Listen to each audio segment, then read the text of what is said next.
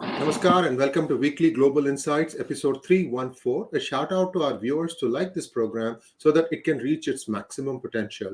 Today is Friday, the 25th of February, and a lot is happening around the world. What started out as a peacekeeping force has now become a full-fledged invasion. Some of you said that no, it's a peacekeeping force. You are wrong about calling it an invasion. Sorry. We, as always, were right. So let us welcome the co-host for the program, Sree Chityaji. Sree ji, namaskar and welcome to PGurus channel, sir. Namaskar, good morning to everybody. And I think most of our insights and predictions so far is falling in line in terms of where the chaos and crisis is marching towards. And, they are trying to occupy Kiev. About 120 deaths is what I saw yesterday evening before I went to bed. I don't know of the latest amount from the Ukrainian side. What I do know is there are coordinated naval, air, and ground attacks in progress. Military installations, ammunition depots, and critical targets have been destroyed. Chernobyl is now fully under Russian control. Tell me something, Sridharji. Why did they go and take over Chernobyl also? Was there any reason? Did they think that Ukraine will self-destruct? No, I think I think we discussed this nuclear option as a deterrence, and we heard again some critical comments.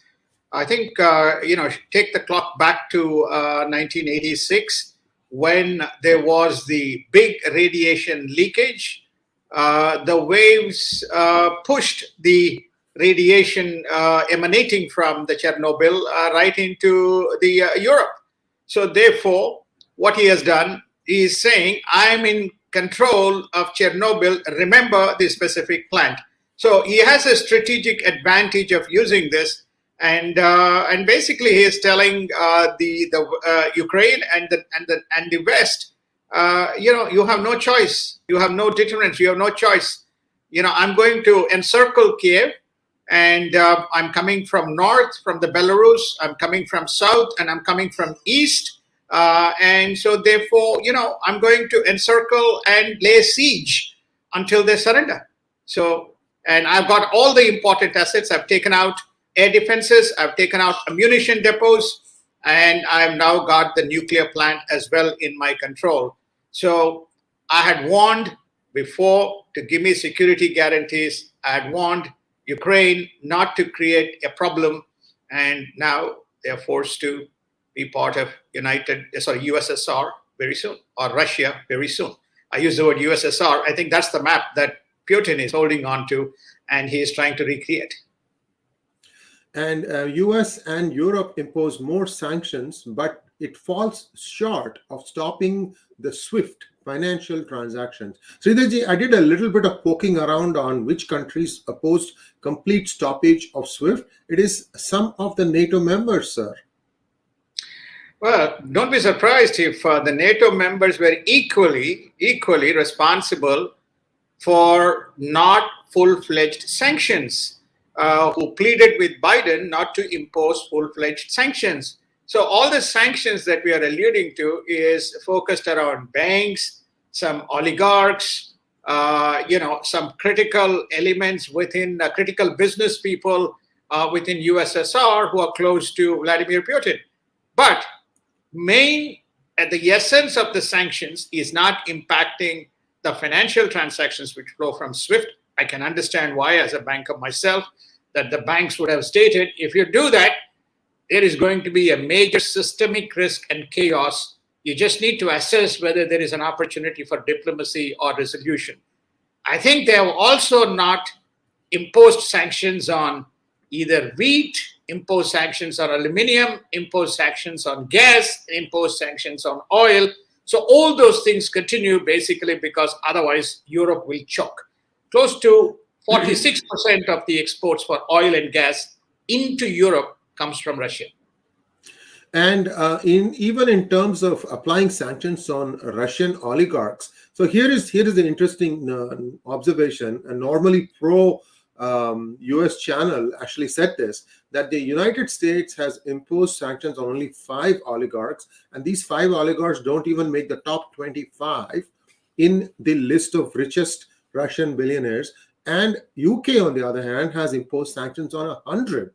And that is more significant. Maybe there was a thinking that most people who are trying to evade money, they are going to take the UK route, not the US route. Your thoughts, sir? To be honest, these are what I call as the ceremonial sanctions. The only conclusion that we all can draw is they are still hoping that there is a diplomacy as a resolution mechanism, so it doesn't get out of control. So I think that's the only thing that one can allude to, with the hope that there is hope that something will happen and normalcy, and there will be a resolution. I don't know, whatever that resolution is. There is a loose concession between Vladimir and the Ukrainian leader, so that there is an amicable settlement. Because the situation on ground, when you look across all the live feeds, I'm not talking about news channels, the live feeds that are coming from various TV channels and sources, it's not a very pitiable situation, or it's not a very pleasant situation with refugees fleeing. I use the word refugees. These were normal common human beings and common citizens fleeing into Romania and Poland. And NATO briefs the world, and steps are being taken to deter spreading into NATO countries. A major meeting is scheduled for Friday, that is today.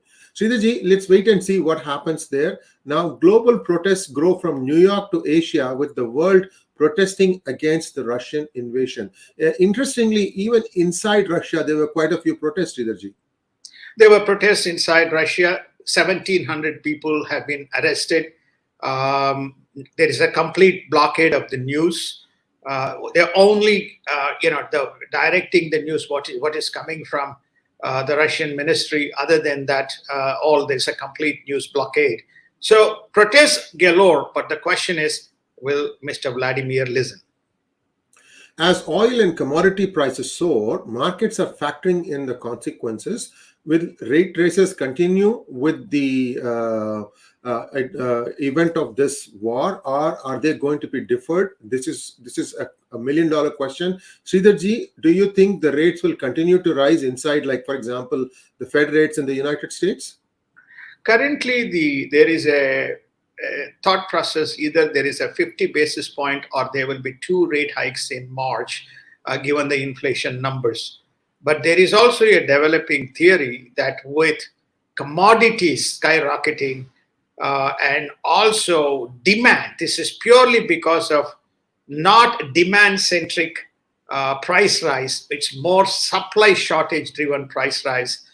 There is a theory that is making rounds that there potentially could be a deferral, or they may just do 1 rate hike rather than 2.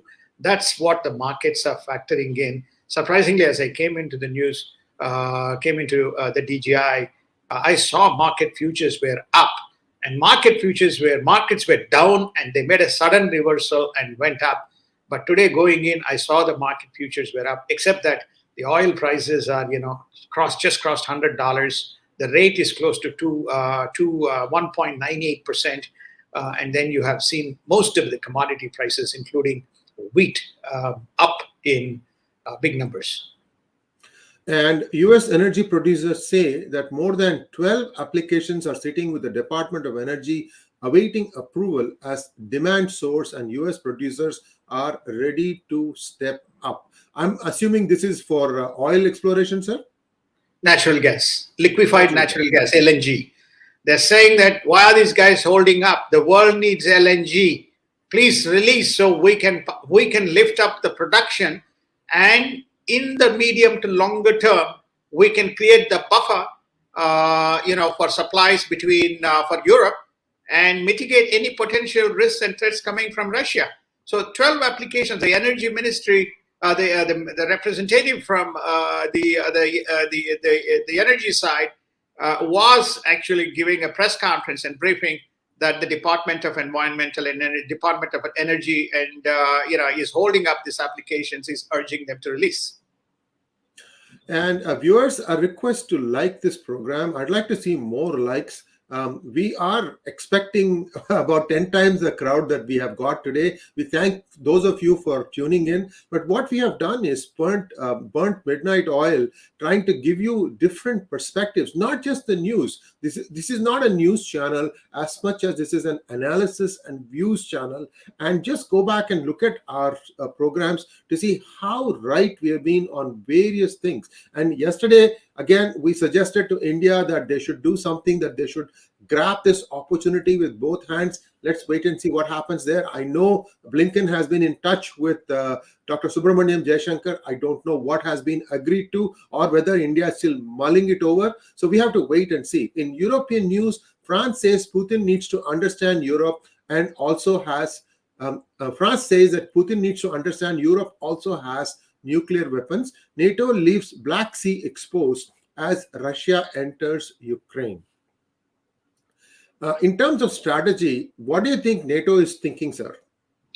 NATO, there was an excellent briefing by NATO in the afternoon. They have now really, they don't believe that the Vladimir invasion is going to stop in Ukraine. He has a broader plans. If we see the map, I think that his target is next the old Baltic states, Latvia, Lithuania, and Estonia is very much. Can we zoom in, please? Can we zoom in, please? 1 second, sir. 1 second, sir. Can we zoom into Latvia, Lithuania, and Estonia, please? These are to the left of Russia. Sir, please continue while our editor. It is to the north of Belarus. It's important for people to understand that the Russian invasion or attack came from three sides. North is Belarus, then from south, and then from east is obviously Russia through the two rebel provinces of the Donbass region. So he had launches from those three. So Belarus has been very much an integral part of Russia's military strategy. And where is Belarus close to? All you need to do is look at that specific map. Belarus, right up is, right up to the north is Lithuania, then adjacent is Latvia, and then you have Estonia. So he has a map. This is what most of the analysts are talking about. Vladimir Putin has a map. He wants to recreate that map that he has in his mind. Very much the broader integration is within his realms. So what is NATO, to answer your question? NATO has strengthened its positions. So there's both army, there's both military positions. It's not naval, it's mostly air and ground forces in Estonia, Latvia, and Lithuania. President Biden announced 7,000 additional troops going into the Baltic states. So you can see now that the NATO and United States in a coordinated manner preparing themselves for the escalation of this war. And according to Article 5, if there is any invasion into any of the NATO countries, it is treated as an invasion into all of the 30 NATO countries. So therefore, they're prepared to push the button as whenever Mr. Vladimir Putin makes an incursion into one of the NATO countries. They said Ukraine is off the agenda because it is not a NATO country. They have given whatever support they needed to give for the Ukrainians to defend themselves. That was the specific briefing given by the NATO Secretary General. And Europeans believe that the Russian economy will eventually crumble under economic sanctions. About the economic sanctions, Sridharji, the Russian stock market yesterday fell by 30%. Do you have any update on the Russian stock market, sir, as well as the ruble? I think it went down by about 12% or 12.5%. Still, there's not enough measures that's been applied on the ruble. The stock market, I don't give much importance. It is the currency that will create the pinch, plus whatever restrictions that is being imposed on exports and imports, exports out of Russia, and more critically, imports into Russia. That is what is going to create the pinch for internal insurgency against this specific approach. that Vladimir has taken. And in Asia news, Russia-Ukraine impact has led to soaring energy prices, new airline restrictions, IT hubs in Ukraine, grains, agricultural products, rare gases that is used in industrial applications. All these are becoming dearer. Japan is going to be imposing sanctions and restrict chip exports to Russia. ASEAN has also had a fallout, choosing between Ukraine and Russia. So a lot of things are happening. Many countries are now still trying to decide which way to go, whether they want to stay neutral or support Russia and or support the NATO alliance. So, Sridharji, now, what would be the impact of Japan stopping its exports of chips to Russia and China? Because the bigger picture that Biden painted out yesterday, sir, and I watched the press conference completely, he was much more focused. I think he is now he's healthier now than I thought than he was a year ago. He seems to be having a good shot of vitamin P called power. And he seems to be doing more, much more cogent now. And he said one other thing. He said that the West is going to stop exporting high tech to Russia and China, which is a golden opportunity for a country like India to throw open its doors for all the Western countries to make some high technology products in India. Matter for a different top day, of course. But what is your feeling? Where is this going to stop? I mean, the whole world stops selling high-tech equipment to Russia and China. It still won't deter them today, would they? No, I think it will. They're very clear that the restrictions, as you said, I watched Biden's briefing. I watched several of just before I came into the program, I just saw another debate that was going on, part of that specific debate around, whether we should do more on the energy side and squeeze the Russians. But before we get into that, to answer your question, specifically around the chips, that chips are used in everything in Russia, from automobiles to making computers, to all the stuff that they do is something that they require. So Japan has chosen one of the most important and valuable export or import items as far as Russia is concerned to impose the ban, very specifically around Russia. Now, one must also recognize that Ukraine, because this is what I wanted to point out on the ASEAN and the Asia, Ukraine is an IT hub, not only for some of the ASEAN countries, but a good number of companies, even from India to United States, use Ukraine as a technology hub. There's a significant impact as a result of any major disruption and chaos. Obviously, these days people have backup capabilities and other kinds of things, and they must have started to plan as the war cry began to emerge. But Ukraine has the siege of Ukraine has consequences on that front as well. So therefore, I think, as you say, you touched on Japan, but I just want to touch on this point that Ukraine is a source for a number of things. They are the largest producers of the neon gas. 70% of the neon gas comes from there, which is used in semiconductor chips. And they are also one of the big exporters of cereals and oats and wheat. That is going to be impacted.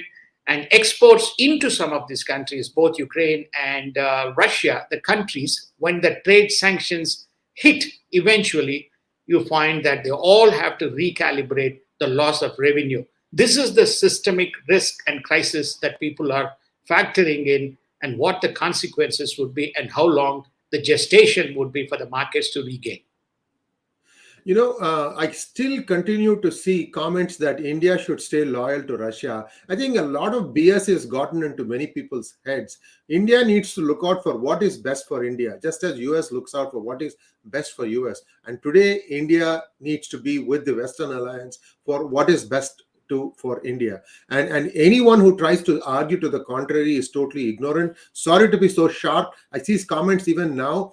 I put out a story yesterday, sir. There are 600 plus comments so far. 500 of them are saying, you have it wrong. This is not the way to do it. Guys, please get your head out of the mess that you have got yourself in.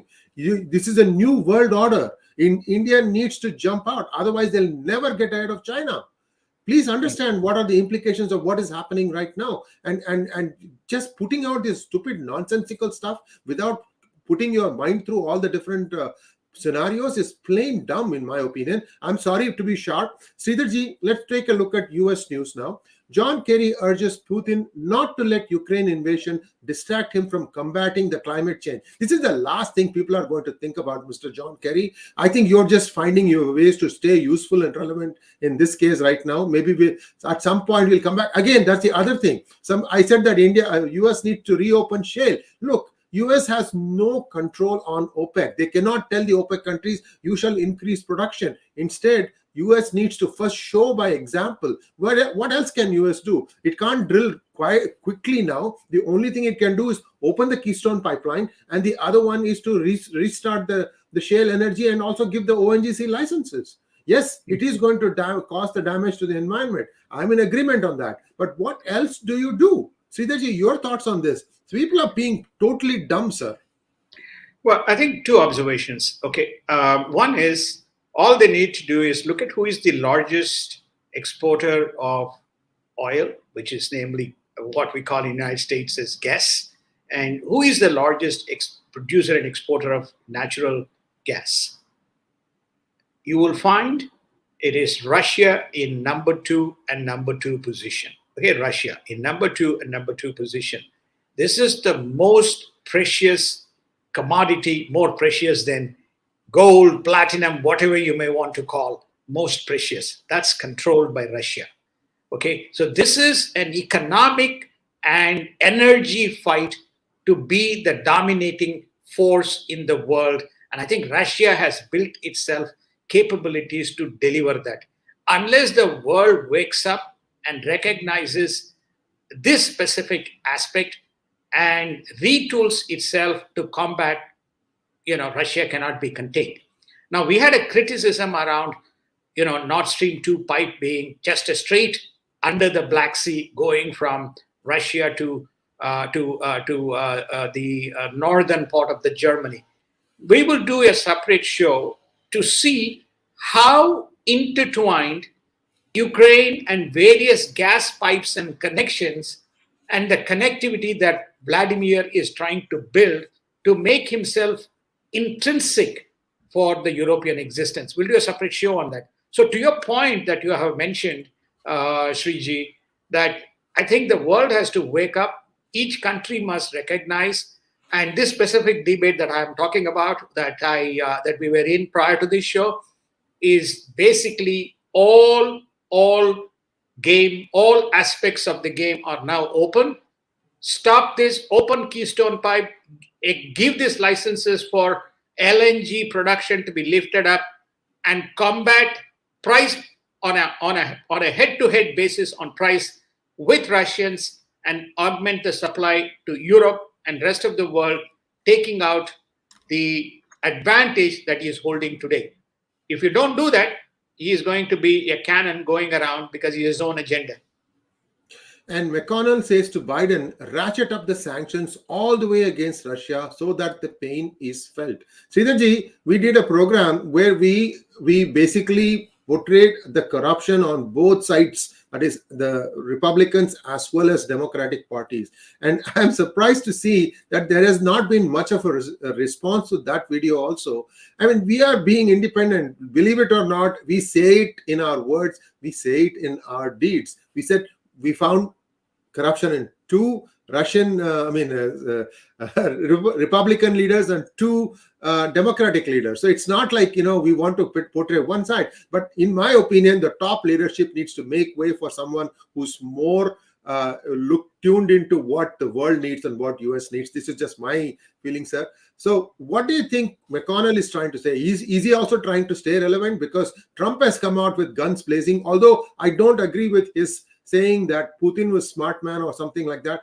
It might have been in a jest or it might be satirical. Whatever it is, right now it is important to be American first. Your thoughts, sir? Well, firstly, to respond, isn't Vladimir Putin not a smart man? Well, he is. His intentions may be crooked or his intentions may be irrelevant, but he's a very smart man. He has made his maneuvers. He found vacuum in the global leadership. He gave enough opportunity for Europeans and NATO to comply, give him the security, ask for the security guarantee. So they should have put it down in writing, which is effectively to say that any breach, we'll give you the security guarantee, but any breach will result in Russia being ousted from number of important strategic efforts that are going on around the world. For example, in the nuclear discussions that's going on with Iran. So, a number of such agenda items should have been on the table. There should have been some negotiated settlement rather than assuming that we will not give you the security guarantee. We will not give you the security guarantee. Then he chose his moment of reckoning and he struck. And you can see that this siege of Kiev may not last more than 24 to 48 hours. He's made the moves, and we could very well see a Russian-hoisted government running the show in Kiev in 72 hours. When we say that the markets have factored in, I think this is what the markets are factoring in. And they also believe that the world is too weak and too soft to have cataclysmic sanctions, which can actually crump the world coming out of a COVID crisis.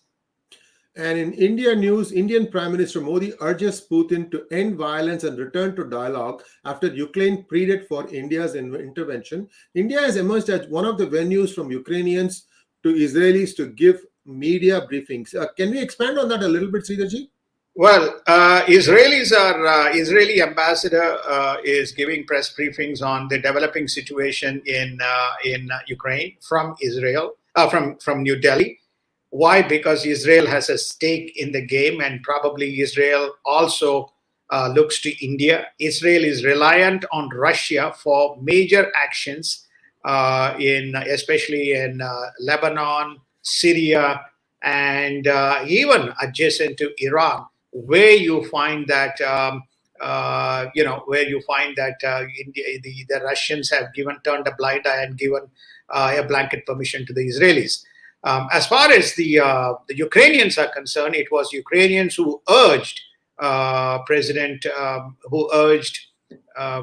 Minister Modi to speak with Vladimir Putin, given that they have a warm relationship, to speak with him to persuade diplomacy rather than the present course, because it is creating a human disaster.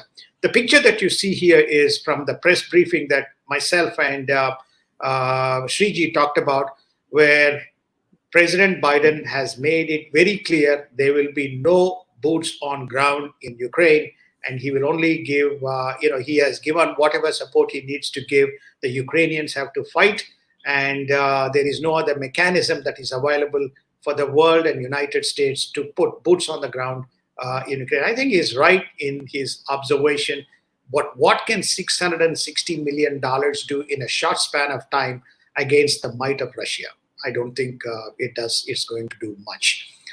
The other thing that sorry, I thought you were done. Go ahead. No, there was another picture that came up. I just wanted to say that this particular picture, this is 9 J-15, J-10 planes making their way into the air defense zone of Taiwan, and China testing the waters. This is the consequences of China testing whether it can, navigate its way into Taiwan while the Russian invasion in Ukraine continues.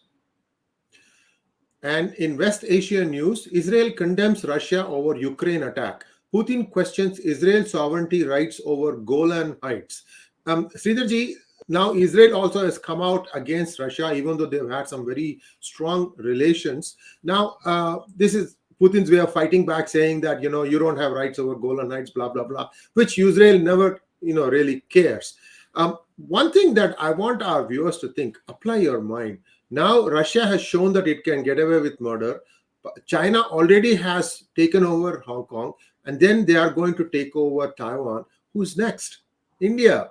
They are already breathing down India's neck in Arunachal Pradesh. Are you still going to sit and say, oh, we shouldn't do anything?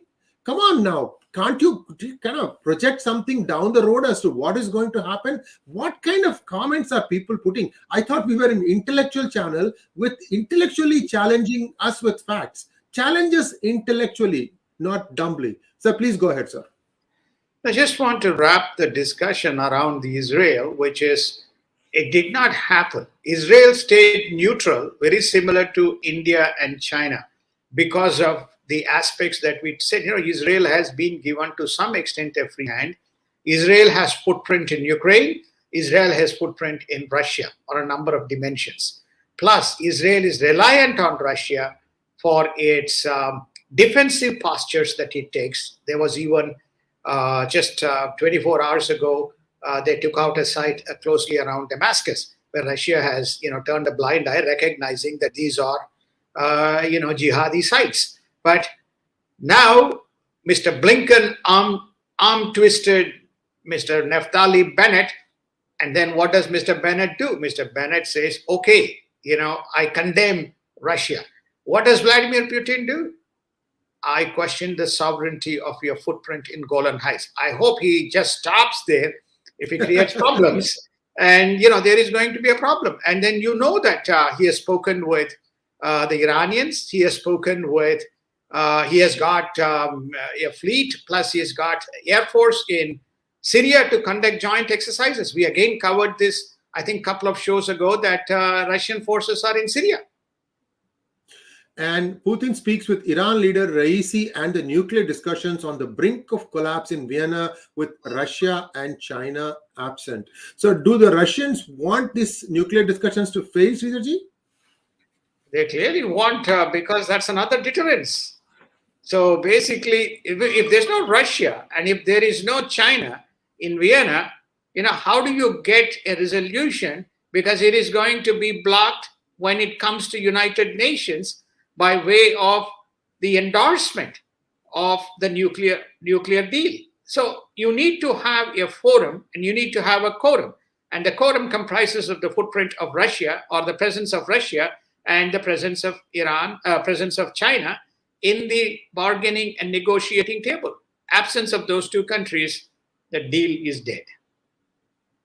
Well, that brings us to a close of today's program. Thank you for your great support. The viewership did go up once I made that plea, because you all like this program. Please understand the power of liking a program when it starts. It does make the YouTube algorithms think that there is a lot of interest, and there was. We have done a big summary of all the things that are happening. We've looked at it in a 360-degree manner. We do think India needs to make up its mind like now, and throw its lot with the West. There is no other alternative. Staying neutral is not an option. In my opinion, India needs more weaponry, more high-tech weaponry, more responsible, quick responding things. Whatever it is, this is a difficult time for India, but eventually they need to decide the right way. That's my thoughts. Sridharji, if you want to conclude, please do so, sir, and then we can call it a wrap. I think that the best way to phrase this, your concluding observations around India is, India believes in negotiated solution to all issues. India believes in rules-based economic framework, very similar to Japan, and very similar to some of the European nations. United States, we living in United States, we have a slightly different view on the way the world needs to look at United States and the way United States looks at the world. But even United States today is coming in with a rules-based model and trying to say, okay, we need to objectively try to move towards an objective rules-based framework. So this is what Mr. Blinken reminded Prime Minister Modi. We firmly believe Prime Minister Modi will stand by us, because Prime Minister Modi and India believes in a rules-based model. And I think to some extent, yes, India has behaved in that manner. But what your point is, India must assert and explicitly make its position clear and leverage the opportunities that is coming by way of the gaps that is emerging clearly in the global order. I think they did exceptionally well during COVID. It begs the question whether they're going to do the same in the present circumstances. Only time will answer. Thank you very much, Sridharji. And viewers will be back next Monday. But on Saturday, we are going to have a specialist, former Minister of State for External Affairs, M.J. Akbar, who will try to decode us the Russian mindset through all this stuff, which is very important. And I urge every one of you to tune in. It's at 11 a.m. IST tomorrow. And Sree will be guest hosting the program, but I will be there too. And we are going to try and make some sense of what Putin is thinking, and also Lavrov and all the people who are deciding around him are thinking. Thank you very much, Sree. Namaskar, and we'll see you tomorrow. Namaskar, and have a wonderful day. We'll